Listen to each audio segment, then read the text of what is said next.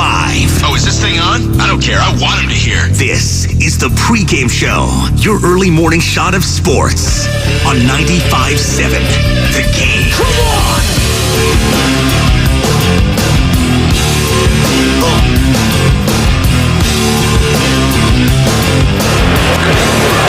Wilmer hits a high drive to left.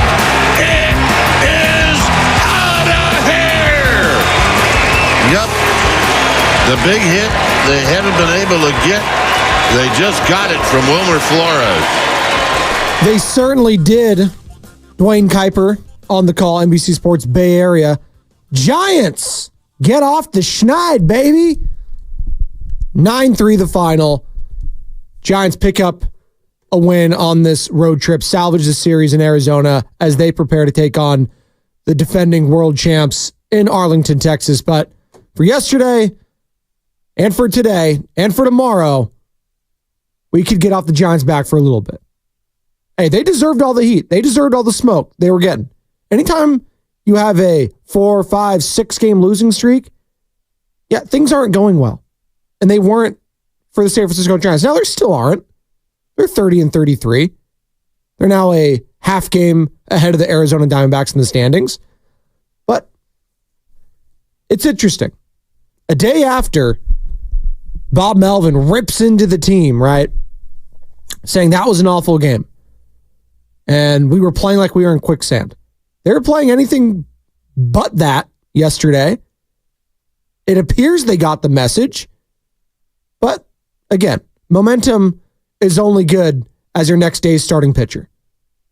So let's see if this kid, get the ball rolling here down the hill for the Giants going forward. If they could end this road trip on a high note. It's a long season.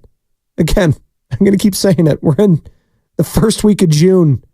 It's going to be a very long season for the Giants. And baseball can be agonizing. It could be defeating. It can be cruel. It could also give you hope at times. It could give you a little glimmer of what the future could be like and if it could be good. And Elliot Ramos, that guy, talking about the future of the team, he just keeps producing. 2 more hits yesterday. Another home run. Hey, wait. Is it? Did I see my TV screen yesterday, right? Sammy, did you see this yesterday? Jorge Soler got a home run? Hip, hip, Jorge? 2 with runners on base. High drive to left. This one ain't coming back. Out of here. That is a big fella home run. Thank you, Dwayne. Just to your point on Jorge Soler, I think that was his 7th home run of the year. 6 of them have been solo shots. The only one that came with a runner on base, it was like the extra Manfred runner. So, yay, I'm happy that he got the home run. Need to see a little bit more from you, big guy. It's like the Mike Trout effect, right? Like all of Mike Trout's home runs when he was playing this year and wasn't hurt, they were all solo. But that's more of just an indictment on the lack of talent. I've always said Jorge Soler is basically Mike Trout. Well, basically. Jorge Trout, Mike Soler, same guy, right? But hey, even Jorge Soler got in on the action yesterday. Again, we're saying that kind of tongue-in-cheek. He's batting .215, 288 on base, but slugging .376. It's not great for Jorge Soler. It's not. But yesterday, he'll take that home run. Ramos will take the home run. Can the Giants build some momentum and end this road trip right? The Rangers aren't world beaters right now, folks. I'm just letting you in on a little secret. There's a lot of bad baseball going on right now. Both leagues, especially in the National, but the AL West is not good. And I think that's a division where we always looked at being like, okay, Rangers, they're going to spend. The Astros are the gold standard. They've been the gold standard for the American League now for the last decade. It feels like that's the team you measure yourself against. Now it's the Yankees. Now it's the Orioles. And in the National League, there's only a couple teams that have winning records. No, seriously. This is crazy. You got the Phillies and Braves, both over 500. You've got the Milwaukee Brewers over 500. And then you got the Los Angeles Dodgers. You've got 4 teams. Again, June 6th, Spadoni, June 6th, not Jan 6th. We got 4 teams over 500 in the National League. That's sad. That's sad. Well, let's look at the American League then. Let's just play this little game because there's only one team that's over 500 in the AL West, and that's the Mariners, who lost yesterday. But do you guys hear that? There you go. Mason Miller closing the door. Your Oakland Athletics, ladies and gentlemen, getting the 2-1 win over the Seattle Mariners. Clutch. There you go. Celebrate good times. We'll celebrate that. Although that was an awesome at-bat from Julio Rodriguez to lead off the ninth inning yesterday. It was Julio Rodriguez, Mason Miller.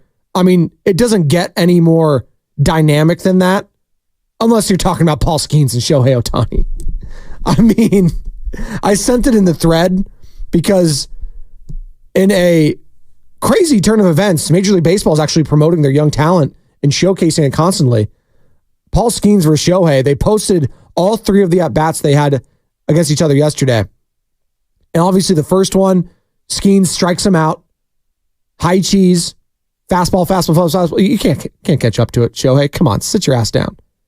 Until the next at-bat against Shohei occurs. And what does he do?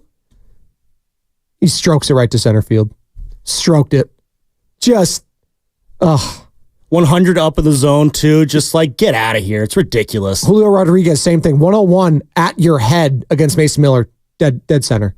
These guys, I don't know how they do it. I mean, Skeens at times is unhittable. Hell, he was taking a no-hitter against the Cubs into the 6th inning or whatever, 7th inning? Should have been a perfect game. Mason Miller, at times unhittable. He'll be an all-star. But these guys, the Julio Rodriguez's, the Aaron Judge, the Juan Soto's, Shohei Ohtani, they're on another level when it comes to the hand-eye coordination. This is why I think it's so underrated when we talk about Barry Bonds.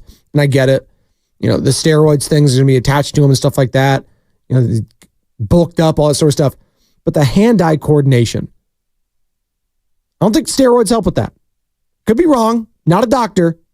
Like, that is what made Barry special. Bat to ball and the reflexes. That is what makes Shohei Ohtani special. That's what makes Julio Rodriguez special. Mookie Betts. The list goes on and on. But we always like to think about the pitching being ahead of the hitting. And that may be true. But for the greats, they always got a shot. Always. That's why it's so frustrating watching the Giants at times get overpowered by certain players and certain pitchers. And when they saw Paul Skeens clearly wasn't having his best stuff, but even he went 6 innings. I want to say he had a quality start against the Giants out in Pittsburgh. So a lot of fun baseball happening, and the Giants were finally a part of it yesterday. So there you go, 888-957-9570.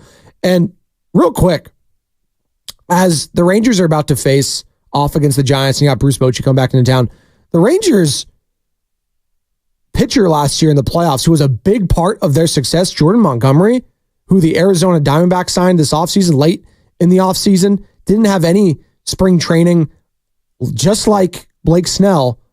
Jordan Montgomery's been bad. He's not been. 2 innings, 7 hits, 6 earned runs yesterday, 3 walks. Yikes. So for as much as we were giving flowers to the Jordan Montgomery signing and the Blake Snell, they've been disasters. They've not been good at all. What does that tell you? It means, wow, spoiler alert, practice matters. Reps matter. Spring training matters. And it's showing. Now, do I expect Jordan Montgomery to, get better as season goes on? Yes. Because he's shown that he showed it less than a calendar year ago in the playoffs. Do I expect the same with Blake Snell? Yes, because that's what his track record has shown me. But up until this point, they've been busts. They've absolutely been busts. After the game yesterday, Bob Melvin, is that the best he's felt or the happiest he's felt after a game in a while? That was the first thing I looked at. It was a little frustrating. The entire game felt like it was frustrating kind of for both sides as far as, as many pitches that were thrown, and it was kind of a white knuckle thing for a while. But opened it up enough, scored some runs, did some good things offensively, made some good defensive plays, and bullpen did a great job.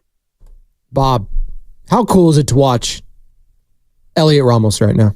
He's just so balanced. Every take, every swing, he's just completely locked in. Who walks 4 times, especially when you're hitting like he is, you want to swing.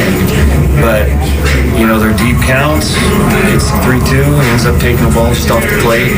It's really cool to watch because he's such a good kid. And it's been, kind of a hard road for him to get here, and he's taking full advantage of it. He certainly has. Again, Elliot Ramos, 2 hits yesterday. 4 walks. How many times was he on base yesterday? Sammy, 6, did I see?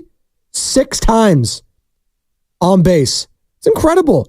That speaks to the patience. So like that, the home run's great. It's the 4 walks for me. That's like, wow. Okay. If he's going to get that on base and that walking production, I'm not going to miss Lamont Wade as much. Because Ramos is going to be that guy. Now it's different at the top of the lineup, all this sort of stuff. And I'm kind of bearing the lead because we've had so many shows already talk about this. But Austin Slater getting called up and Luis Matos being sent down, I understand Giants fans feeling some type of way about that. I get it. That's one where it's like, really? Really? And I thought FP Santangelo brought up a good point yesterday when he was filling in for Steiny, doing a great job all week alongside Daryl the Guru Johnson. Driving Goo. Doing a good job, Goo. I know you listen. Goo always tells me he listens to the pregame show. He's locked into all the shows, and I appreciate that. It's called being a good teammate, Goo. I acknowledge you. But I was listening to FP saying, and he was kind of spitballing. He was like, hey, maybe it wasn't that hard to send Matos down after that loss, after Tuesday night's loss, because it just felt like the youth was having a bad night. Whether it was Casey Schmidt, whether, it was Matos, whoever it was.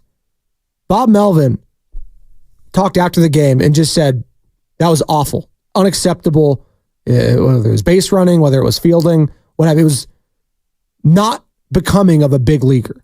And I wonder if that played a factor in sending Matos down and bringing a guy in Austin Slater, who is an MLB veteran, who's been in the bigs for a while now. Not saying it's right or wrong. I'm just saying I thought that was an interesting little tidbit from FP yesterday, talking about the thought process of maybe bringing Slater back up and setting Matos down. That being said, it's a tough look. And you feel for a guy like Matos, who started off hot, is, struggling a little bit as of late. But you know what? You got to work through those struggles sometimes. How are you ever going to get better at the big leagues if you're just going to constantly be getting sent up and down and up and down? I look at guy like Anthony Volpe, and maybe because the Yankees are so stacked everywhere else, they could afford it. But Anthony Volpe last year was not awesome. He was not all world. He showed flashes, he showed sparks, but he struggled for the most part. And yeah, he's going to be an all-star this year. Why? Because of last year. And he took all those lumps. The league adjusted to him very quickly, and he adjusted back. It's this constant push, pull. And learning to adjust is a big part of becoming a mainstay in the big leagues. Learning to adjust.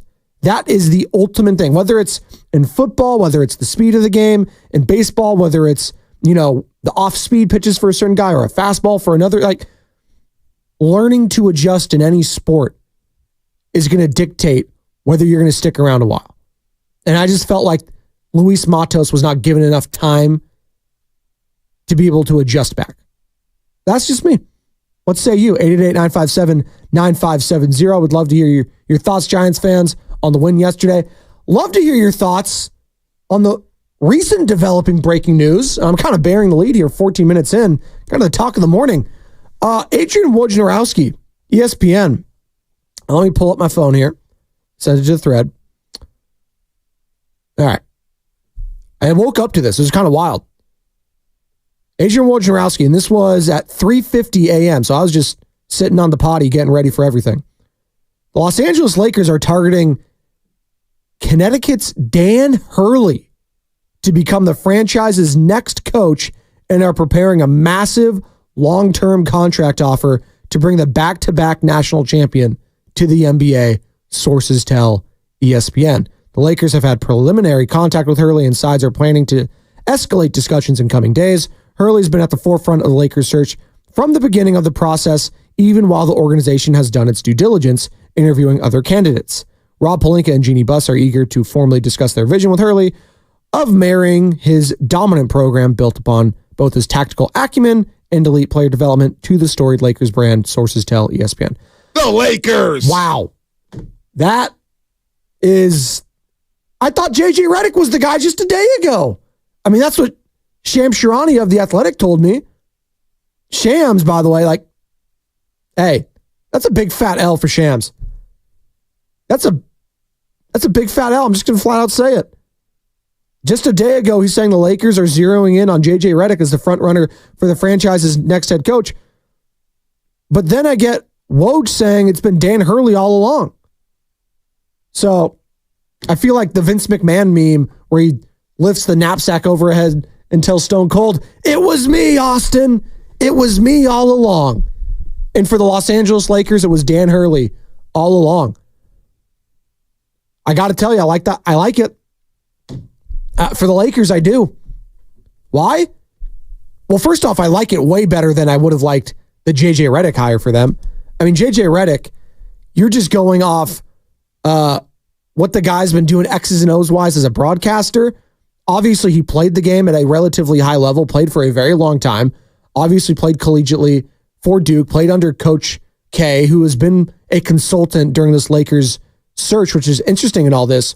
Coach Mike Krzyzewski has been a consultant for the Lakers during their coaching search, which is fascinating. Obviously, Coach K, longtime Team USA coach, won the gold. It's Coach LeBron. It's Coach Kobe. It's coached everyone. It's Coach K. I miss that drop where he's checking that kid in college saying, "What's your major?" to the econ student who's just asking a question after a Duke loss. What's your major? All time. But that in and of itself is fascinating. Coach K, Dookie, JJ Redick, Dookie, and then JJ Redick doing a podcast with LeBron. And now what's the podcast done now? If Dan Hurley gets the job, it hasn't been finalized yet. But that is fascinating development. Back-to-back championships at UConn for Dan Hurley. First time that's happened since the Billy Donovan Florida Gators. And this is kind of the first, and maybe I'm wrong here, in 888-957-9570 on YouTube, Twitch, Twitter. We're streaming on those, all powered by First NorCal Credit Union. Search 95.7 The Game, like, subscribe there. Hit me up on those platforms as well, at Spadoni_Joe on Twitter. What is the last big hire from the collegiate realm in the NBA? Was it Billy Donovan for the Thunder when he took over for Scott Brooks? And remember, it was Billy Donovan, I want to say, on that 2016 run. Am I wrong? God, that's been 8 years ago. That's why I feel like I should know this, but it was 8 years ago. Look at that, Billy Donovan. Because that feels like the last big hire from the collegiate realm. Let's see. Yeah, 2015, Billy Donovan was there. So yeah, that 888-957-9570 is Danny Hurley. Lakers are targeting him to become the next head coach per Adrian Wojnarowski of ESPN. Wow. Kind of crazy. 415. There it is. Xfinity Mobile text line. The Lakers are stealing the spotlight on game one of the finals with Danny Hurley offer. LeBron is stealing the spotlight. That's what everyone wants to say. It's not stealing the spotlight. Although it does make it more interesting. Is JJ Redick going to be more focused than ever on the game tonight? Is he going to be distracted? Is he going to be broadcasting with a kind of foggy mind? Like, I thought I was going to be the Lakers head coach. Now I'm just maybe, should I leverage my contract with ESPN when I had the chance?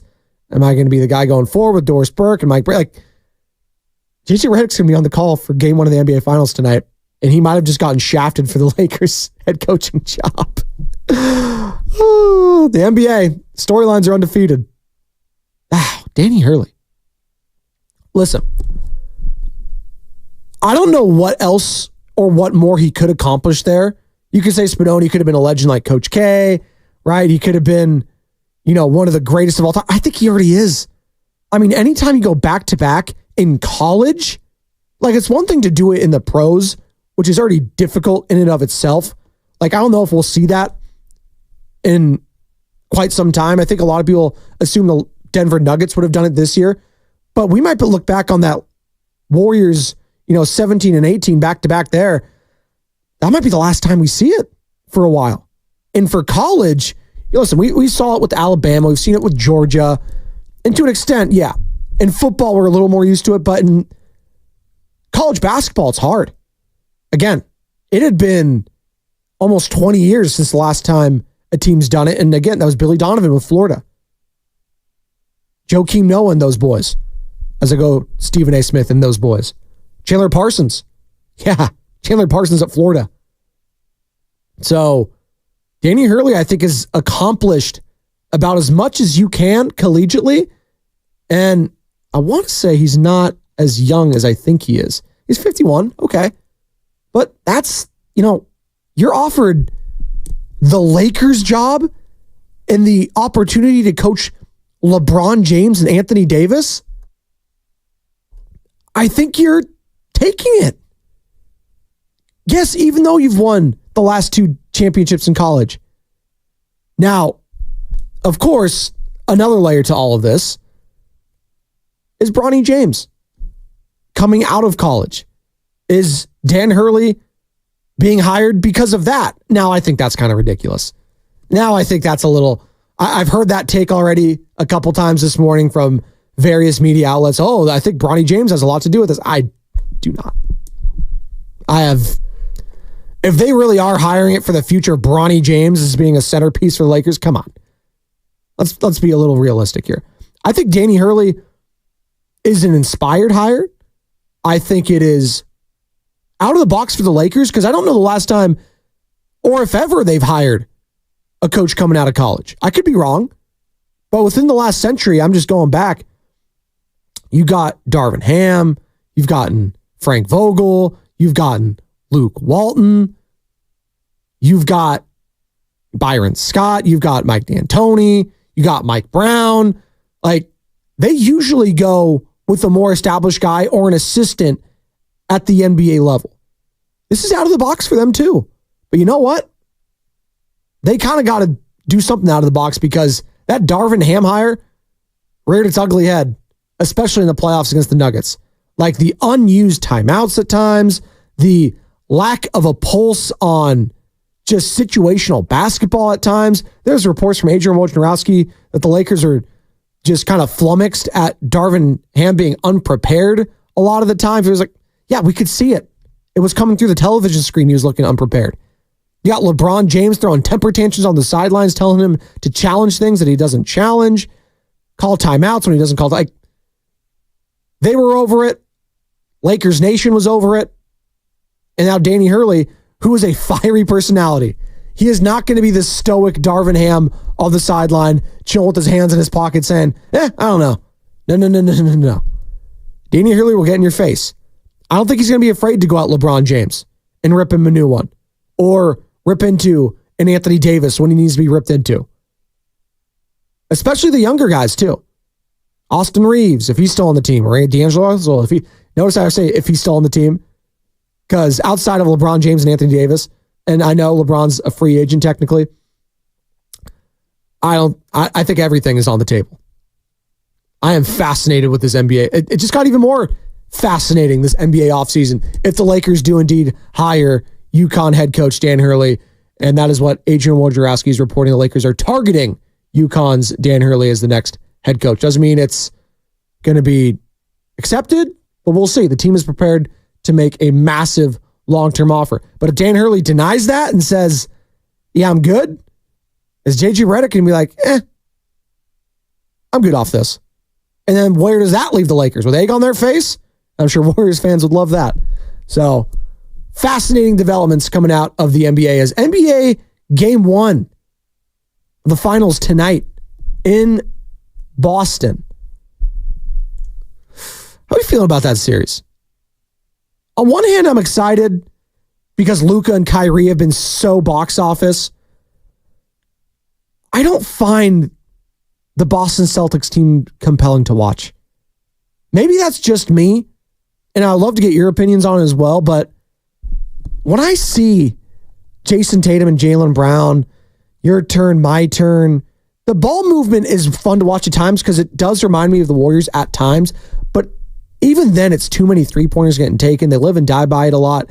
Derek White, okay, and Kristaps Porzingis being back, maybe that adds a level of intrigue for me too. He's expected to play in game 1. But something about it, the brand of basketball is just not fun to watch for me. Whereas Luka and Kyrie, it doesn't feel like it's your turn, my turn. It just feels like a symbiotic relationship where they're just letting the hot hand go and they're fine to ride it out. Now, ultimately, I do feel like the Celtics win this series. I do. I've picked the Celtics all along and I'm going to stick with that pick. Would I be shocked Mavericks won? No. But I would be shocked if this series went 7. I would. I do think whoever's going to win this is going to win it in 6 or 5. But if it does go 7, hey, I'm not mad at it. I would love that. I'm sure the NBA would too. And I would love for you to stick around for another segment because Mike Florio, Pro Football Talk, who broke the news about Christian McCaffrey signing an extension with the San Francisco 49ers, a 2-year, $38 million extension, 24 of that guaranteed. He had some interesting things to say yesterday on the Morning Roast I want to react to, plus more of your calls and texts on the Giants get off the schneid and the Lakers targeting Dan Hurley as their next head coach, has won 2 back-to-back titles with the UConn Huskies. So a lot to talk about this morning on the pregame show, and we're just getting started on 95.7 The Game.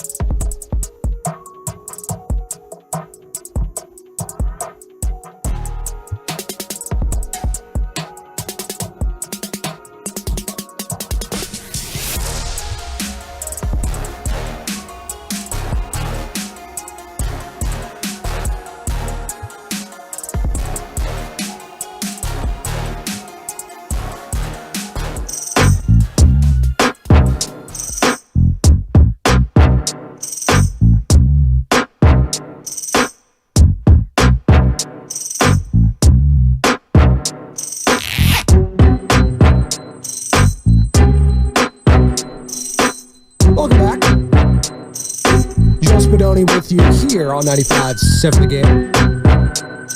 Got 2 more segments. 1 down, 2 more to go before handing it off to Bonte Hill and Joe Shasky, the Morning Roast. And again, your opportunity again today, all day long, right here on 95.7 The Game, to qualify to win a signed Stephen Curry Golden State Warriors jersey, where we'll be giving you those opportunities 7:30, Morning Roast. So 7:30, be tuning in then. 12:30, Steiny and Goo. And then 4:30, Willard Dips.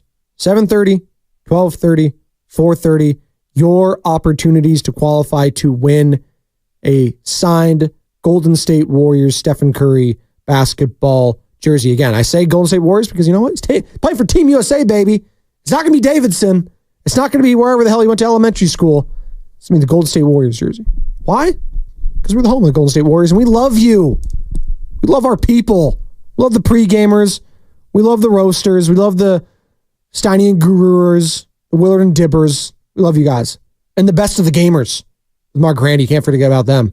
The Grandy man. Love them too. We also love for you to get involved in the show. 888-957-9570. That's the number to call or text. The Xfinity mobile text line. Also hit us up on Twitch, Twitter, YouTube, all powered by First NorCal Credit Union. Search 95.7 The Game. We are streaming live. You can see my beautiful face with these beautiful new glasses I got. There you go. It's cooled down. It's cooled down in the Bay, but things are heating up in the sports realm, man. Again, if you're just joining us, the latest breaking news from this morning, Adrian Wojnarowski, ESPN, the Lakers are targeting UConn's Dan Hurley as their next head coach. Talks expected to escalate here in the coming days between Hurley and the Lakers. We'll see what happens there. We just thought it was JJ Redick a day ago when Shams Charania of The Athletic was reporting that he was the front runner. Now we're saying there's a different front runner. So different things happening here. Things are percolating, if you will. The Giants, they get off the schneid. 9-3 win over the D-backs. But I wanted to start here. Mike Florio, Pro Football Talk, NBC Sports, been doing this thing for a long time, broke the Christian McCaffrey extension news with the San Francisco 49ers, joined Bonte Hill and Joe Shasky yesterday. You can find the entire interview on the Odyssey app. Download that bad boy. It is free. It is fabulous. You can also find it on YouTube, the entire thing. Search 95.7 The Game. Give us a like, subscribe, all of that.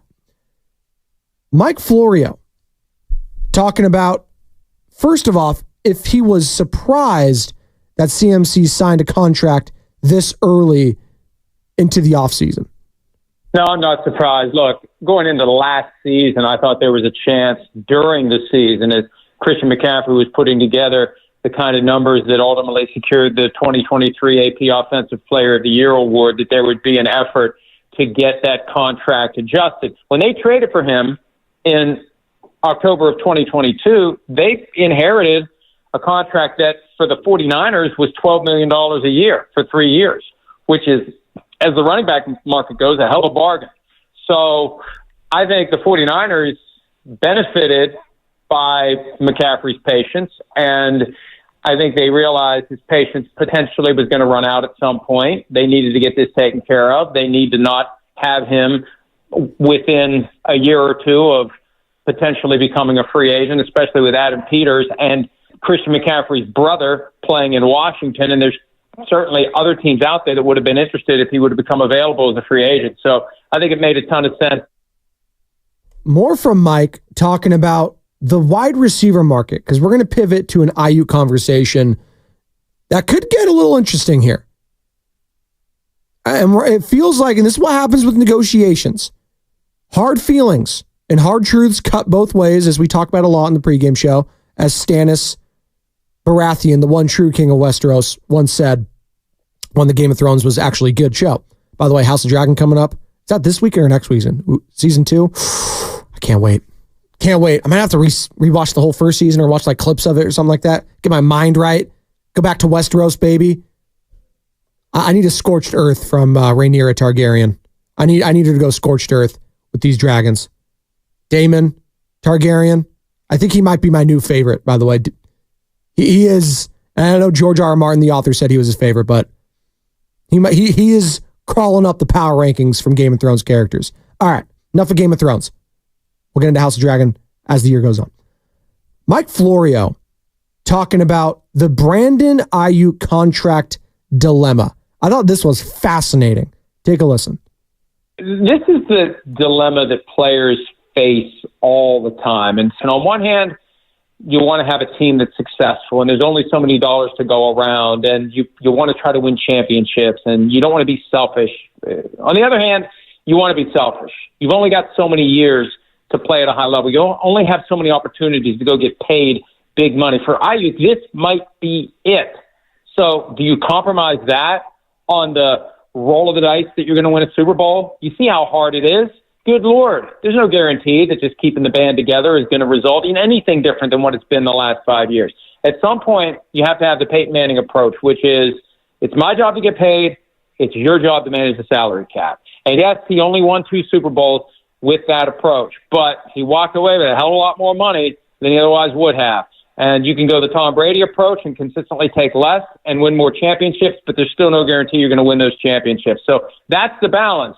But Ayuk, when you consider what the market is, I don't see why he should compromise. But the problem is, if the 49ers aren't going to pay him, who is? Who is? Well, there's one team that's been linked to him. It's the Pittsburgh Steelers. Mike talked about that team.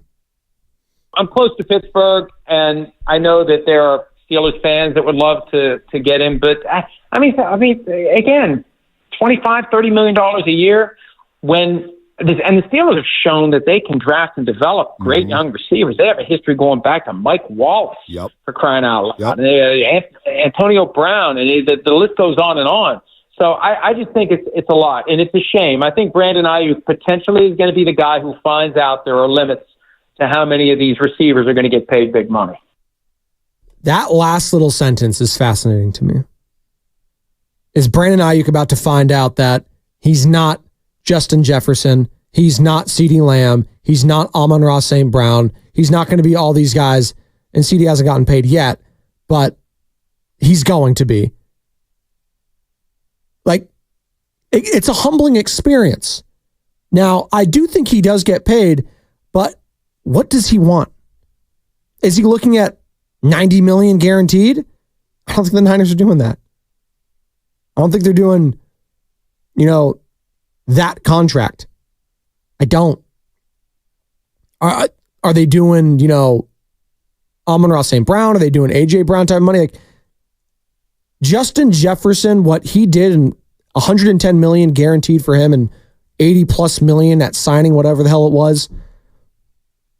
It does belabor things a little bit from the 49ers end, who wanted to get a deal done probably sooner rather than later with Ayuk. But if you're Brandon Ayuk, and I get it, these guys are wired differently. They think they're the best. Hey, they'll put their tape on against anyone else's. He say, hey, what was Justin Jefferson doing last year? I was in the Super Bowl. I get that. But Kyle Shanahan's your head coach. You're a run-first team. You have Christian McCaffrey. You have George Kittle. You have Deebo Samuel.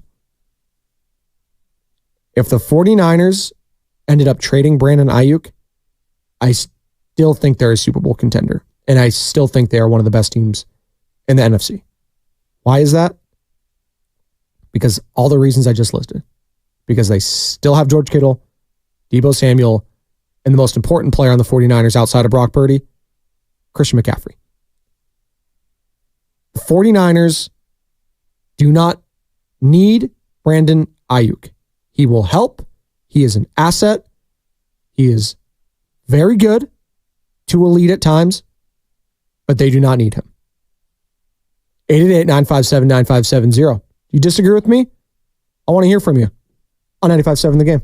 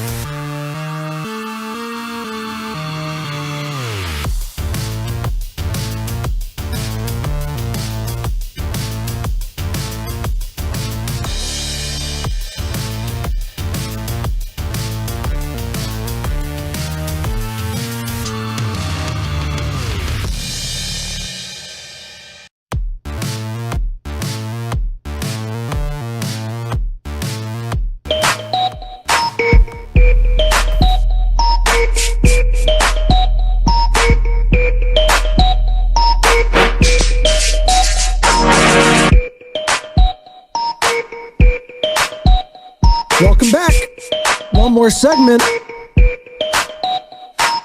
Joe Spadoni in here on this beautiful Thursday morning in the Bay Area. It's cooled down a little bit after a 2-day heat wave. Hope all of you stayed cool. Went to the beach yesterday, Alameda State Beach. Beautiful. Beautiful. Played with the kiddos. It was nice. Good time. Got some Chipotle afterwards. Little guy spilled his rice and beans all over the floor. Beans, by the way, not great to suck up with the vacuum. Very difficult. It gets mushy. It's just tough. Certain things bother me. That's one of them. If I can't, and then it's tiny too, so I have to get up. I have to get like the wipes. Those are my pet peeves. That's all right. I appreciate anyone that does cleaning services or just cleans in general and enjoys doing it. I wish I had that. I wish that was inside of me because I just hate doing it. I hate it. And I wish I didn't. I wish I loved cleaning as much as I love sports, but I just don't. I don't. Maybe because I had 9 siblings and it was just I wouldn't say there were messes all the time, but I did not have the work ethic instilled into me at a young age when it came to, making beds and that sort of stuff. So, like this show sometimes, it's a potpourri, if you will, a buffet spread style of takes and subject matter. And, that kind of reflects me at times when I'm at the house. But good morning to all of you who are at the house, getting out of the house, getting ready for work, getting ready for school, getting on the road waves. Be safe out there. Don't drive stupid. I know, it's summer break. You guys are driving down to San Diego, LA, go up north, go to Napa, go to wine country, whatever you're doing. Just be safe, be smart. Don't be stupid. That's my word of advice. And before I left all of you, I kind of, dropped a little nugget there, a little grenade, if you will. Shout out Bruno Mars. I'm not catching the grenade. I'm just going to drop it. Brandon Ayuk and the 49ers are at an impasse currently when it comes to contract talks. Now, you might say, Spadoni, it's a little strong. Well, Ayuk has made his feelings felt. The 49ers have acknowledged said feelings, and nothing has come to fruition yet. Do I expect a deal to happen? I don't know. Do I think the 49ers need Brandon Ayuk to win a Super Bowl next year? No, I do not. And it's kind of why I agree with Mike Florio, Pro Football Talk, who again joined Bonte and Chasky yesterday, in this take in particular. When you're going through losing streaks, at least you fight. He's second team All-Pro, but, would he be the guy that keeps you up at night game planning? Is he the guy that you have to put 2 defenders on everywhere he goes? I don't think he's that guy. So, I think there's a lot of guys you could put at that spot in the 49ers offense who would put together 1,300 plus receiving yards and be a second team All-Pro. And again, I don't want to take anything away from Brandon Ayuk, but I don't think it's elite, rare skills like Tyreek Hill, Justin Jefferson, A.J. Brown, absolute top of the market guys. It's hard to disagree. I think Brandon Ayuk is very good. I acknowledge that he was second team All-Pro last year. That means he was one of the best wide receivers in the NFL. He also plays in an offense where, honestly, I've seen Kyle Shanahan take the 49ers to the Super Bowl with Emmanuel Sanders being one of your top wide receivers. And it was Deebo Samuel as a rookie with guys like Trent Sherfield. I've seen it happen. Now, when you get good talent and when you draft good talent, you would like to keep it. I understand all of that. I do. But at the same time, when your team is as talented as the 49ers is, there has to be some hard truths to come out. And the harsh reality is, I don't know if Brandon Ayuk is the even 4th best offensive player on the team. And that's saying something. I know Justin Jefferson is the best offensive player on his team. I know Tyreek Hill is the best offensive player on his team. Hell, Travis Kelce at times feels like the best offensive player on his team. He's certainly one of, if not the greatest tight end in the history of the league. Just so happens he plays with the quarterback, who is also one of, if not the greatest quarterback in the history of the league. That is what we're talking about here. So when we're talking about paying these guys that sort of money, we're talking about best player on the offense type of money. A.J. Brown, he's the best player on the Eagles offense. And I get it, you want to go offensive line. Well, even if we go offensive line, like, let's do a power ranking of 49ers offensive players. Christian McCaffrey might be he just won the NFL Offensive Player of the Year.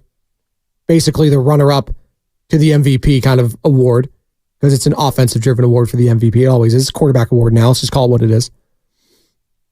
So you got Christian McCaffrey. I'm taking him over Ayuk in these power rankings. I'm taking George Kittle right now. And you can say Spadoni didn't do anything. I'm taking George Kittle right now and what he means to this offense more than Brandon Ayuk. If you want to go offensive line, we can go there. I'm going Trent Williams. More important. I mean, the left tackle, if he's gone, is night-night. And you know what? I'm going Brock Purdy. I am. Guy was an MVP candidate last year. That might be sacrilege. You might be saying, oh, if we're talking about system wide receivers, system quarterbacks. I know what I've seen from Brock Purdy. He's pretty damn good. So I'm taking him over him. And I might be taking Deebo Samuel over him. So that's what? Doing my math here. McCaffrey, Deebo, Kittle, Purdy, Trent Williams. It's 5 players that are more important to this offense. Now, it would hurt. It would sting. It would not be fun. It would not be nice to go into next season without Brandon Ayuk. But do I believe that they could absorb that blow? Yeah, they just drafted his future replacement, or a future replacement at wide receiver, in Ricky Pearsall. The writing's on the wall for someone on that team, whether it's Deebo or Ayuk. But again, I don't view Brandon Ayuk as this Justin Jefferson type. I don't. As this Amon-Ra St. Brown type. As this A.J. Brown type. Tyreek Hill. He's good. He's good. Is he top 5, top 6, top 7? I'm not sure. And I go back to some of the greatest teams of this century. And yes, it does help to have elite wide receivers. Elite. But it's not necessary. What's necessary is have that quarterback that's elite. And we'll find out if Brock Purdy is truly elite. Last year he was. At times in the playoffs, came up wanting a little bit. But I'm just looking at Patrick Mahomes in the Kansas City Chiefs offense last year. And it was his connection with Travis Kelce. That was the difference. I look at Tom Brady. It was Julian Edelman, right? And then you Rob Gronkowski. Again, I just listed 2 tight ends. George Kittle. He needs to be more of a focal point, but how long have we been saying that? It's hard to talk about these things because feelings can get hurt. Deebo Samuel talked about it this past week on his advice to Ayuk during these negotiations, because he just went through it with the 49ers just recently. Much as I can, actually. I know this is a stressful time, and he's done a tremendous job throughout his career here. And when it comes to things like this, it get tough, and some things you kind of take personal, and it's just like overall, it's just a stressful process, to be honest with you. 888-957-9570. Are you with me that the 49ers do not need Ayuk to still be considered Super Bowl champions? Or are you saying, Spadoni, if they don't have Ayuk, they ain't winning the title? I disagree. I say there's so many players before him that if they don't have that, they obviously the quarterback. No Brock Purdy next year. I don't think they're winning a Super Bowl. I don't think that. I mean, Josh Dobbs, is he going to get you there? No. Brandon Allen? No. Christian McCaffrey, if they don't have him, that is one where I'm like, I don't think you're going to win the Super Bowl. Now without CMC. George Kittle, God, he's so damn important to this team. They just signed Logan Thomas.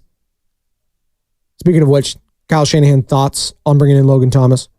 I really wanted to just up the competition there with the group and get a guy in there who's had success in this league in the run and pass game, who's been on a few teams and done it before. You know, we like our group and there's some competition there, but having the opportunity at this point in the season to be able to add a veteran like Logan with his skill set and be able to get him in here to come compete and him being ready for it was something we were kind of pumped to pull off at this time. And we're just going to have him watch this week because he just got here today, and we'll give him a chance to come in training camp and compete with those guys. 888-957-9570. Start lining them up. Bonte Hill and Joe Shasky joining you here, in about a couple minutes. They're fired up. Giants get a huge win over the Arizona Diamondbacks, 9-3. They get off the schneid, snap their 6-game losing streak. Again, Brandon Ayuk conversation is probably going to be a big one today. Danny Hurley, that's the breaking news this morning. Danny Hurley, UConn men's basketball head coach, has won back-to-back championships, is going to be at the forefront of this Lakers coaching search. The Lakers are zeroing in on him as their top candidate, and talks are supposed to escalate in the coming days in order for him to become their next head coach. Darvin Ham obviously fired. So a lot happening in the world of sports. And by the way, NBA Finals, Game 1 tonight. Celtics, Mavericks. All right, you're going to put me on the spot for a prediction. Celtics in 6. I'll go Celtics in 6. Have a good morning, everybody.